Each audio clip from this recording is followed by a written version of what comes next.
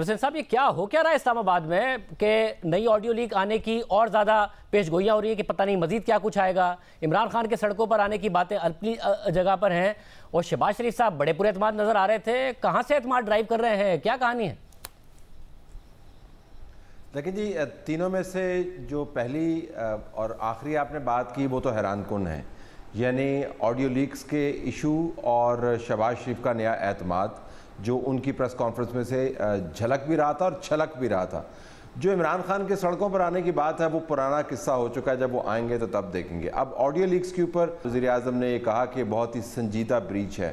آپ بہتر سمجھتے ہیں، ویورز بھی بہتر سمجھتے ہیں کہ یہ کسی بھی ملک کے لیے بہت بڑی شرمندگی کا باعث ہے کہ اس کی ٹاپ لیڈرشپ کی آڈیوز جو ہیں، جس کے بارے میں بتایا جا رہا ہے جس طریقے سے اس اکاؤنٹ سے دوبارہ ٹویٹس ہوئے ہیں، سینئر فوجی افسران کے ساتھ بھی بات چیت موجود ہے، وہ اس طریقے سے لیک ہوں. تو میرے خیال میں ایک سنجیدہ سیکیورٹی کا معاملہ ہے اور اس کو انتہائی سنجیدگی کے ساتھ ہی ٹیکل کرنا چاہیے. شہباز شریف صاحب کا جو اعتماد ہے میرے خیال میں اس کا تعلق ایک تو اس مجبوری سے ہے کہ اعتماد کا اظہار نہ کرنے کے علاوہ ان کے پاس کوئی چارہ نہیں ہے.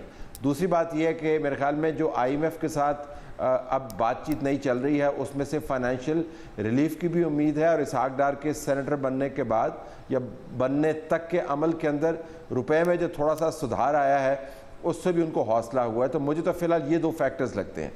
شامی صاحب، آپ کہیے گا اعتماد کا مظاہرہ کر رہے ہیں یا واقعی پورے اعتماد ہیں جس کا آج نظر آ رہا تھا پریس کانفرنس میں؟ دیکھیں، آہستہ آہستہ جو شہباز شریف صاحب ہیں انہوں نے اپنے امیج کو بہتر کیا ہے اور ان کا ایک تاثر جو ہے ان کی سنجیدگی کا بیٹھا ہے. ایک ایسا وزیر اعظم جو دن رات کام کر رہا ہے، یہ انہوں نے اپنے طرز عمل سے بتایا ہے. اور اقوام متحدہ کا جو دورہ کیا، 2 دن کے اندر اندر انہوں نے کچھ 40 ملاقاتیں کی، جنہیں ہیڈز آف دی گورنمنٹ بھی تھے، اسٹیٹ بھی تھے، اور پھر مالیاتی اداروں کے سربراہ تھے اور بھی نوٹیبلز تھے.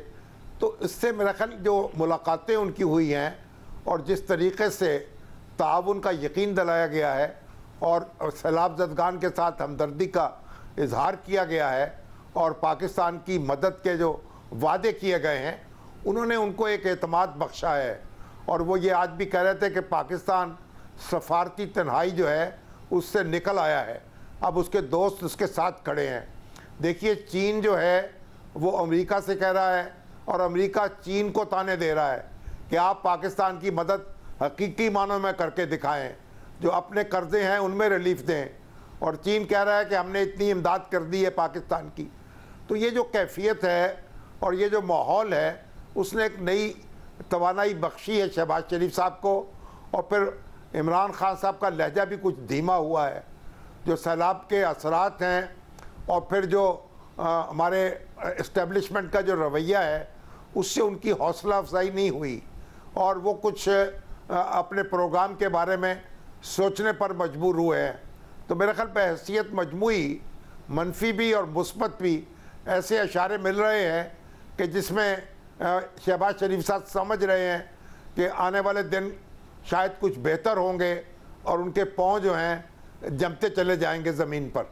طلعت صاحب، درمیان میں طلعت صاحب یہ ہوا کہ ظاہر خان صاحب نے نیوٹرلز پر تنقید چھوڑ دی اور ایک شوشہ چھوڑ دیا انہوں نے کہ جی توسیع ہونی چاہیے. پھر ہمیں جاوید لطیف صاحب یہ کہتے نظر آئے کہ نیوٹرلز ہیں تو وہ نیوٹرلز ثابت بھی کر رہے ہیں، یہ امپائر کی انگلی کا اشارہ کر رہے ہیں.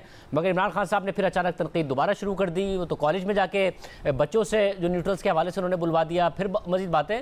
یہ 1-1.5 ہفتے میں صورتحال اس لیے بدلی ہے کہ سارے ہی قیاس آرائیاں کر رہے تھے اور کسی کو سمجھ میں نہیں آ رہا تھا، اس لیے جاوید لطیف صاحب نے بھی بول دیا، یا کچھ معاملات بنتے بنتے بگڑ گئے خان صاحب کے؟ دیکھیں، جاوید لطیف صاحب جو ہیں وہ بیڈ کاپ ہیں نون لیگ کی طرف سے. یعنی یہ نہیں ہے کہ وہ کوئی برا کام کرتے ہیں، لیکن وہ ایسی باتیں کرتے ہیں جو نون لیگ کے اندر ہو رہی ہوتی ہیں لیکن سامنے نہیں آتی. اسحاق ڈار کی واپسی کے بعد میرے خیال میں جاوید لطیف کی طرف سے جو بیانیہ بنایا جاتا تھا وہ آپ کو دھیما پڑتا ہوا نظر آئے گا. عمران خان صاحب کا مسئلہ یہ ہے کہ عمران خان جو ہے وہ ہر روز موقع کی مناسبت سے اپنا سٹینس ڈھالنے کی کوشش کرتے ہیں. جب ان کی مشہور زمانہ ملاقات ہوئی ایوان صدر میں، اس کے بعد انہوں نے یہ امید باندھ لی کہ شاید معاملات طے ہونے کو ہیں. لیکن ان کے جو 2 مطالبات ہیں وہ اس قدر آپ سمجھیں کہ عقل و دانش کے ضابطے سے باہر ہیں کہ ان کو کوئی مان نہیں سکتا. ایک تو جلدی انتخابات سیلاب کے دنوں میں، اور دوسرا آرمی چیف ان کی کنسلٹیشن اور مرضی سے.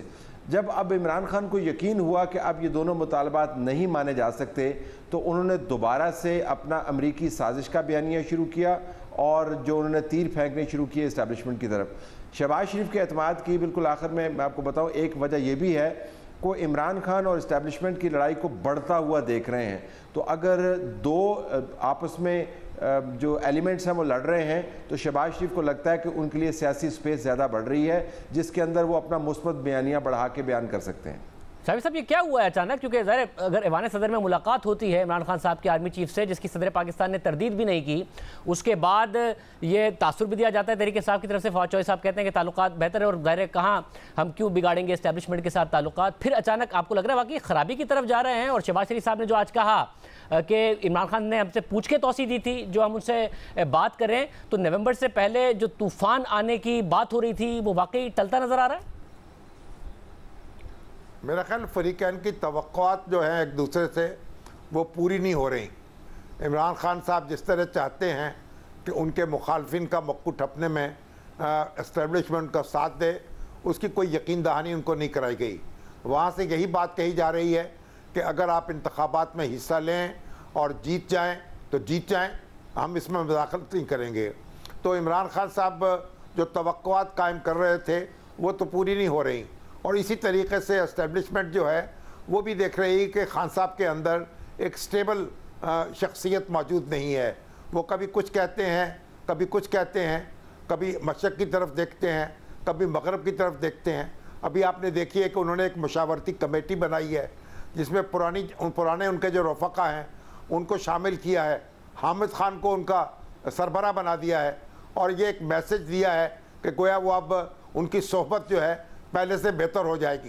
لیکن اس کے باوجود جو ان کا بیانیہ ہے اس کے بارے میں کچھ کہا نہیں جا سکتا کہ وہ کب کیا کہیں گے اور کب کیا کر گزریں گے. تو میرا خیال ان کا جو اعتماد ہے وہ مجروح ہوا ہے اور اسے بحال کرنے میں بہت دقت پیش آئے گی اور بہت وقت لگے گا، اور شاید اس کے باوجود بھی اس طرح بحال نہ ہو پائے جس طرح ان کی خواہش ہے. تو طلعت صاحب پھر یہ اسحاق ڈار صاحب کا واپس آنا، مریم نواز صاحبہ کا پاسپورٹ کے لیے اپلائی کرنا، ان کے کیس کا بھی لگ رہا ہے کہ منطقی انجام تک جا رہا ہے. جو 4 سوال کے جواب مانگے ہیں عدالت نے وہ آج تک تو نیب نے نہیں دیے ہیں. دیکھتے ہیں 29 کو کیا کرتی ہے. کہ نواز شریف کی واپسی کی طرف ہی معاملہ جا رہا ہے؟ جی بالکل، کلمینیشن پوائنٹ یہی ہوگا نواز شریف کی واپسی کا. جو بڑے بڑے اعتراضات تھے اسٹیبلشمنٹ کی طرف سے مریم نواز کے اوپر، اسحاق ڈار کے اوپر، آپ بخوبی واقف ہیں اعتراضات کس قسم کے تھے. اس زمانے میں جب صفحہ 1 ہوتا تھا اور یکجان 2 کالب ہوتے تھے، وہ آپ کو ہٹتے ہوئے نظر آ رہے ہیں. جو معاشی مجبوری ہے وہ اس قسم کی ہے کہ آپ پرانے معاملات کو اپنی ایگو کی پالیٹکس کا یا پالیسی کا حصہ نہیں بنا سکتے. اگر یہ معاملات طے ہوتے ہیں تو پھر ظاہر ہے نواز شریف کی واپسی کا رستہ بھی آپ کو کھلتا نظر آتا ہے. اور یہ جو 3-4 چیزیں ہیں، اسحاق ڈار کی واپسی، مریم نواز کا کیس، اور ساتھ یہ بھی دیکھیے کہ ٹیرین وائٹ کا کیس جو ہے وہ اتنے طویل عرصے کے بعد ایک پٹیشن کی صورت میں اسلام آباد ہائی کورٹ کے سامنے فکس ہوا. ایک وارننگ شاٹ ہے جو عمران خان کو سمجھنا چاہیے، کیونکہ وہ جس قسم کی باتیں کر رہے ہیں، جیسا جی سی کے اندر ان کا رویہ تھا، جیسے وہ تمسخر اڑا رہے ہیں اسٹیبلشمنٹ کا، ظاہر اس کا جواب بھی آئے گا. تو اگر یہ تمام معاملات ایسے ہی چلتے رہے تو میرے خیال میں نواز شریف کی واپسی جو ہے وہ ناگزیر ٹھہرے گی. اب وہ کب واپس آتے ہیں یہ ڈیپینڈ کرتا ہے کہ الیکشن کا جو ماحول ہے وہ کب کیسا بنتا ہے اور الیکشن کی تاریخ کیا طے ہوتی ہے.